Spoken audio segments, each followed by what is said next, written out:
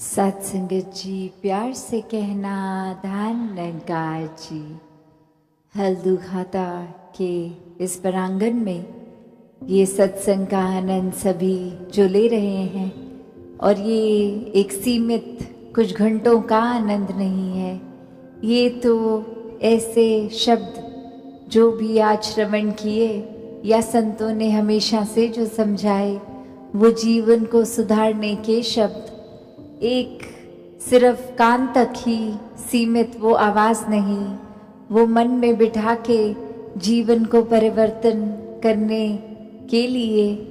और जिन्होंने भी किसी भी युग में इस आवाज़ को सुना, संतों की वाणी को सुना, उन्होंने उसी समय जीते जी अपने जीवन को पूरी तरह से जिया और मोक्ष और मुक्ति के भी हकदार बने।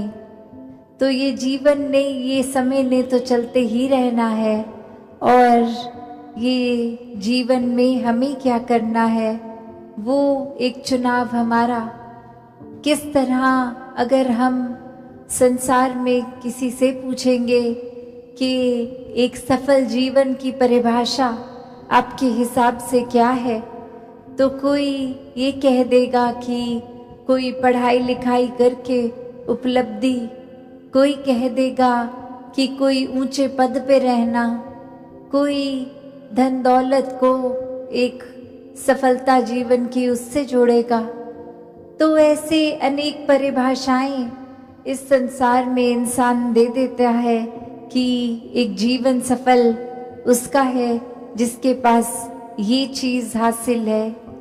पर किसी भी युग में संतों से जब सुना कि सफल जीवन की परिभाषा क्या है, तो संतों ने यही समझाया कि इस जीवन में आने का जो उद्देश्य, ये भाव मन का कहाँ से आए हैं, कहाँ जाना है, ये परमात्मा की प्राप्ति, इस परमात्मा के हो जाना, इस परमात्मा में एकमिक हो जाना, इस परमात्मा के एहसास में रहना, ये ब्रह्म ज्ञान द्वारा जीवन को सफल कर लेना ही असल में सफलता है।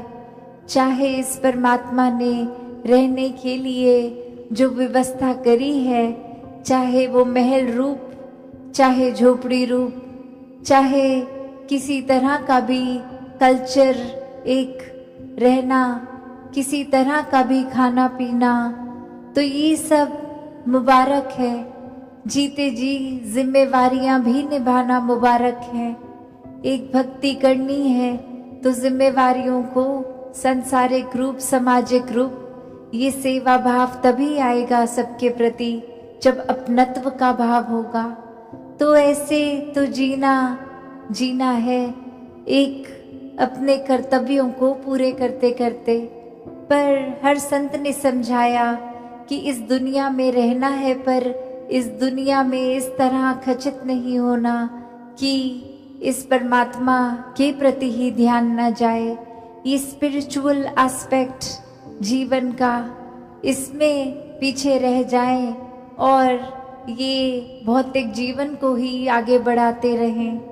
तो चीज़ों का इस्तेमाल करते हुए, सदुपयोग करते हुए जीवन जीना है, और अंदर से सिर्फ इस आध्यात्मिक जीवन को ही एक ज़्यादा पुश देना है, इसके प्रति, इस निराकार परमात्मा, इसको जानकर फिर इसी की भक्ति में, इस प्रेम में चूर होके जीवन को जीना है।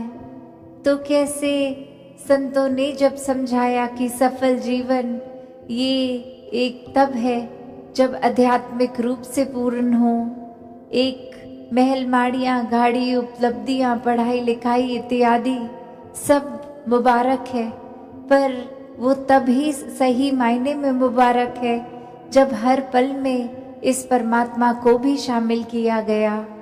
वरना तो एक दौड़ भाग ही लगी रहती है।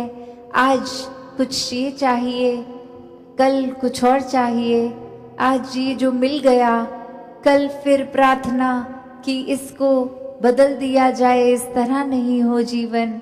एक उपलब्धि है तो इतने सालों से उसी उपलब्धि पे हैं, कोई प्रमोशन नहीं हो रहा। एक उस तरह की इच्छाएं चाहे छोटी सी हो, वो एक बच्चे के अंदर भी हो सकती है और किसी वृद्ध के अंदर भी वो इच्छाओं ने तो अपना काम करते जाना है। तो यहाँ पे आध्यात्मिक रूप जब साथ होता है जीवन में, तो समझ आता है कि इच्छाएं मन में आ रही हैं तो अगर पूरी हो रही है उसमें भी हमारी भलाई है, और अगर मन मुताबिक कुछ हो नहीं रहा, इस परमात्मा ने कुछ और चाहा है, तो भी एक इसमें भी भलाई है। तो कोई संकीर्णताओं में, कोई छोटी छोटी चीज़ों को पकड़ के भक्त नहीं बैठते। भक्त भी इस परमात्मा की तरह विशाल होते हैं, अपने मनों को विशाल कर लेते हैं कि ये जीवन में इस तरह छोटी बातों में उलझना नहीं है, ये नफरतों के कारण नहीं बनाने। जीवन में सिर्फ एक बहते जाना है इस परमात्मा की रज़ा में, इस निराकार की रज़ा में, हर पल में शुक्राना भाव लेकर ये जीवन को जीते जाते हैं। और हर समय यही सिखाया है भक्तों ने कि ये समाज में, घर परिवार में, गृहस्थ में रहकर ही भक्ति को करना है। एक अपने मन के जो भी बायसनेस बनाए हैं, कोई भी कार्य से हमने खुद को श्रेष्ठ, दूसरे को नीचा बना लिया है, तो ये एक हमारा ही भुलेखा है, क्योंकि सभी में परमात्मा विराजित है, एक बराबर हैं सभी। तो एक हमने स्वयं किसी को ऊंचा घोषित कर दिया, किसी को नीचा, क्योंकि वो कहीं और जन्मे हैं, कहीं और का खाना खाते हैं।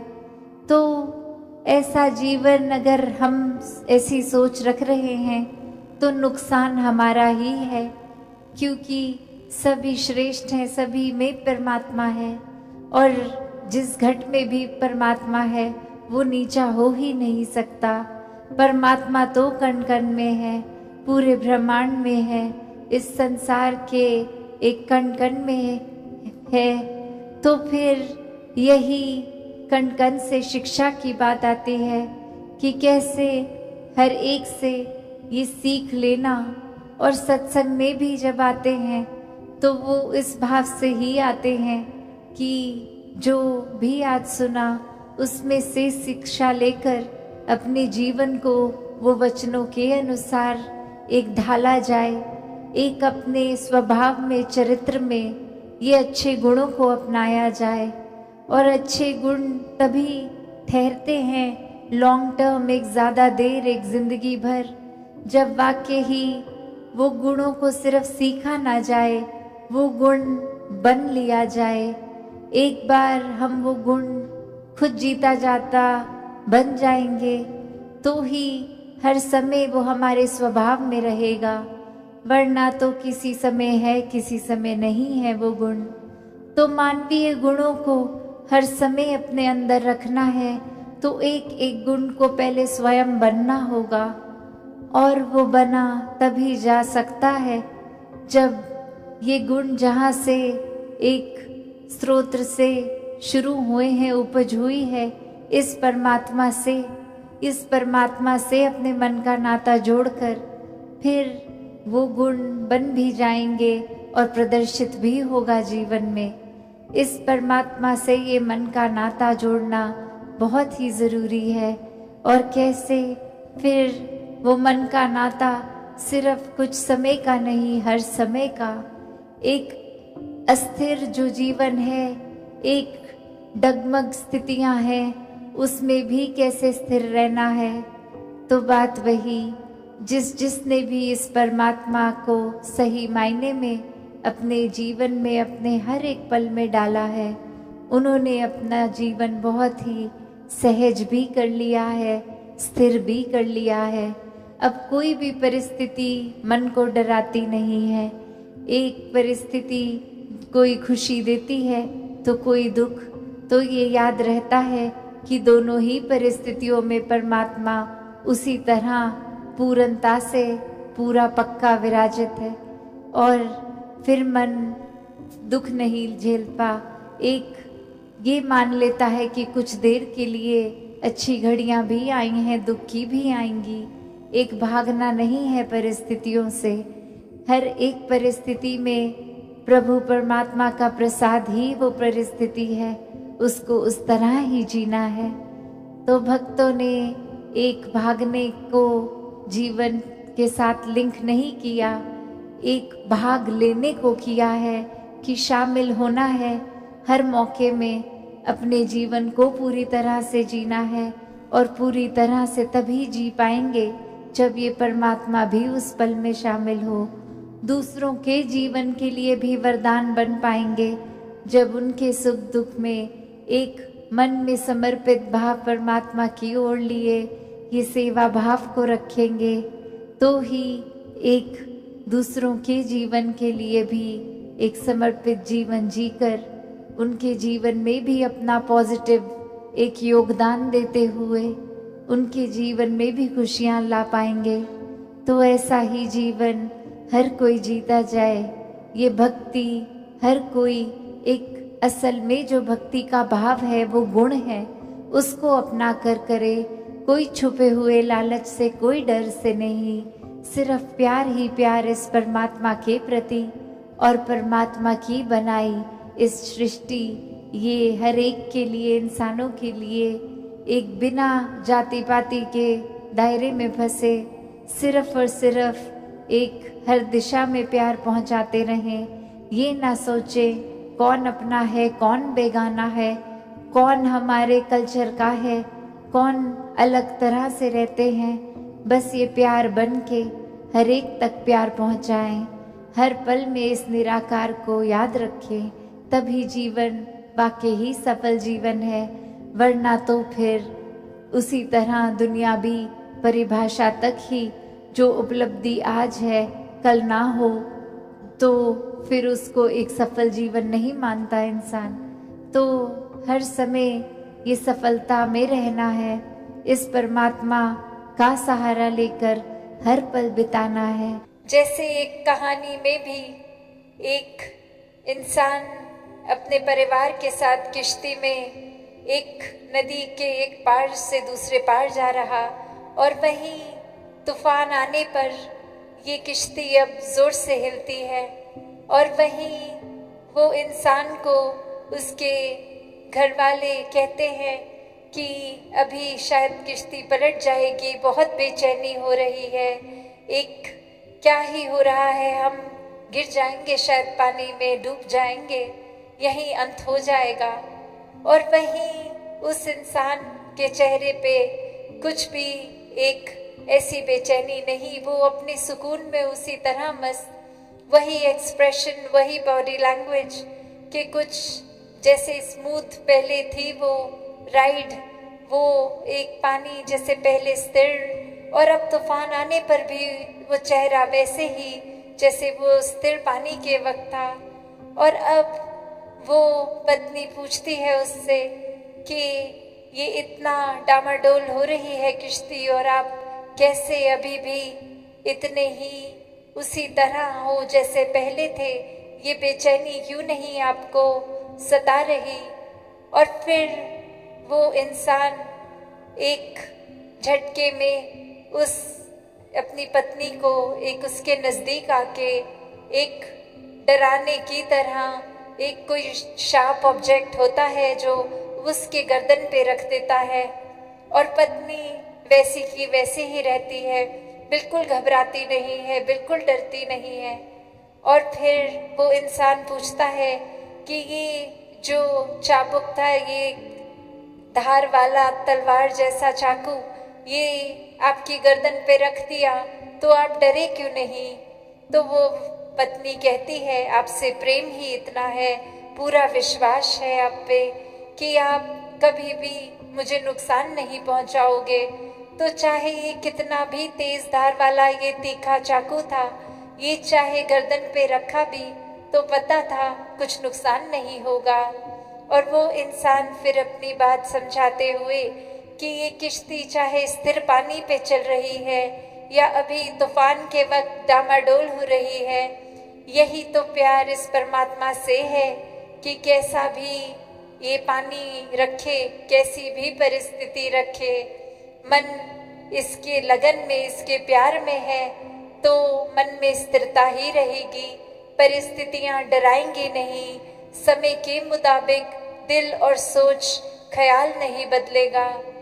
तो कैसा एक जो ये प्यार का जिक्र यहाँ, कि ये प्यार में विश्वास भी है, सुकून भी है, पेशेंस भी है, और कैसे ये कायम दायम हर समय रहने वाला प्यार है।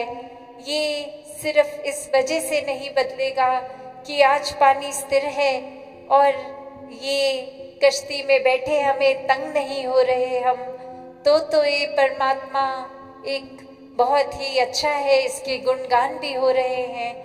और थोड़ी देर में वही किश्ती डूबने लगती है तो परमात्मा को कोसना है, परमात्मा ठीक नहीं कर रहा।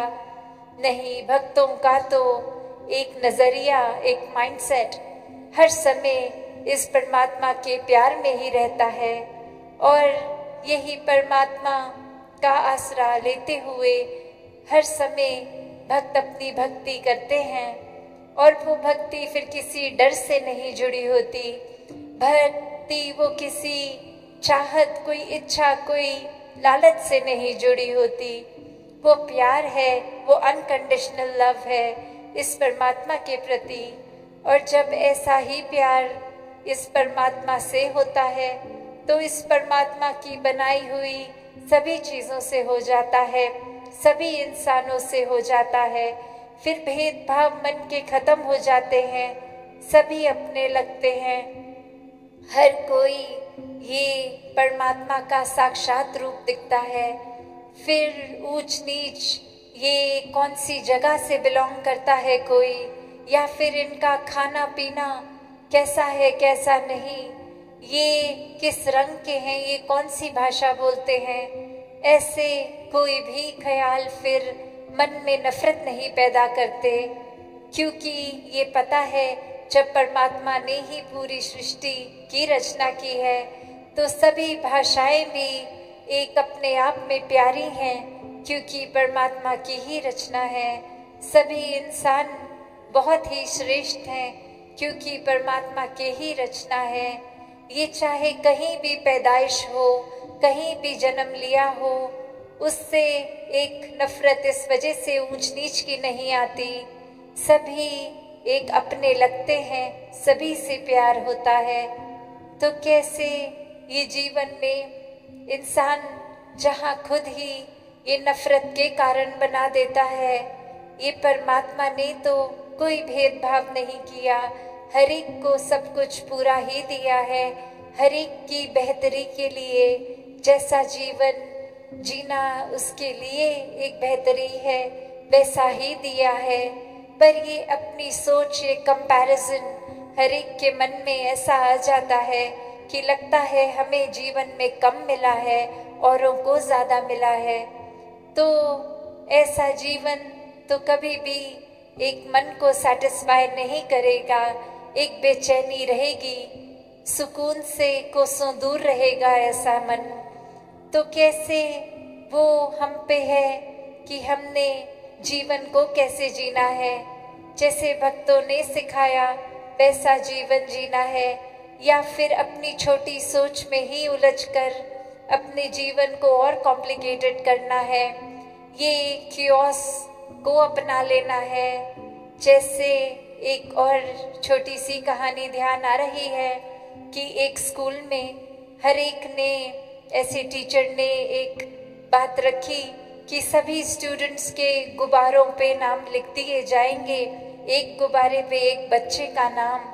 और फिर ऐसा करके पूरी क्लास वो गुब्बारों से भर गई, और अब 3 मिनट का टाइम दिया गया कि कैसे हर एक ने अपना नाम वाला गुब्बारा अपने हाथ में पकड़ना है। और वो 3 मिनट खत्म हो गए। वो कुछ ही बच्चे थे जिनको अपने नाम का गुब्बारा मिल पाया, उन्होंने पकड़ लिया, पर मेजॉरिटी किसी ने ऐसा नहीं किया, उनको अपने नाम वाला गुब्बारा मिला ही नहीं, वो बलून मिला ही नहीं। और अब फिर से टीचर कहती है कि जिनको मिल भी गए वो भी वापस डाल दो, ये फिर से ट्राई करते हैं। और अब इंस्ट्रक्शंस इस तरह दी गई कि किसी को जिसके नाम का भी वो बलून मिलता है वो उसको पकड़ा दे। और अब फिर वही 3 मिनट का समय, और जिसके नज़र में जो भी गुब्बारा आया उसमें जिस बच्चे का नाम, वो उसके हाथ में। और 3 मिनट से पहले ही हर कोई अपने नाम वाला वो बलून अपने हाथ में पकड़ के खड़ा। तो कैसे जब तक ये माइंड में कियोस था, ये सिर्फ अपनी ही एक मतलब को पूरा करने का था, तब तक ये सुकून भी नहीं था। और अब इस स्थिति में जहाँ वो बच्चों को भी राहत मिल गई, वो एक चैन आ गया कि चाहे हमें खुद अपने नाम का गुब्बारा मिले ना मिले, जिसको भी मिल जाएगा वो हमें दे ही देगा, और ऐसे हमें भी जिसका मिलेगा उसको पकड़ा देंगे। तो यहाँ ये मन सुकून में। तो कैसे अक्सर दिमाग की ये हमारी ही सोच, ये हम अपने आप को ही ऐसे अपनी सोच में उलझा लेते हैं। कोई भी काम जो बहुत सहजता से, बहुत सिंपली, बहुत पेशेंटली, बहुत ही सुकून से किया जा सकता है, उसको इतना कॉम्प्लिकेट कर लेते हैं कि फिर वो माइंड इतना क्योटिक हो जाता है, हम अपनी अंदर की स्थिरता खो देते हैं। तो ब्रह्म ज्ञान एक ऐसा स्थिर से जुड़ाने वाला टूल, इस निराकार, इस परमात्मा से जोड़ने वाला, कि जब एक बार मन इस निराकार से जुड़ गया तो फिर ये कभी बेचैनी लौट के नहीं आती। हर समय का वो आनंद, वो स्थिरता, वो सुकून जीवन के अंदर। फिर एक हमारा अगर थोड़ी देर के लिए भी मन डामाडोल होता है, फिर ये चेतनता, ये एहसास वापस दिल दिमाग को इस परमात्मा की ओर ही जोड़ता है कि ऐसे इस मटीरियलिस्टिक लाइफ ने ये एस्पेक्ट्स जितने भी हैं, सब ने बदलते रहना है। आज है कल नहीं है, आज कोई रूप है कल कोई और रूप होगा। तो इसने तो एक फॉरएवर के लिए कांस्टेंट नहीं रहना। तो मन ऐसी जगह पे ना जोड़ा जाए, बल्कि इस निराकार के साथ जोड़ा जाए जो एक कांस्टेंट है, जो एक पूर्णता से एक लौटती एकमात्र ही सच्चाई है, जो हर समय सच था, आज भी है, आगे भी रहेगा, जो समय के साथ सच्चाई बदलती नहीं है।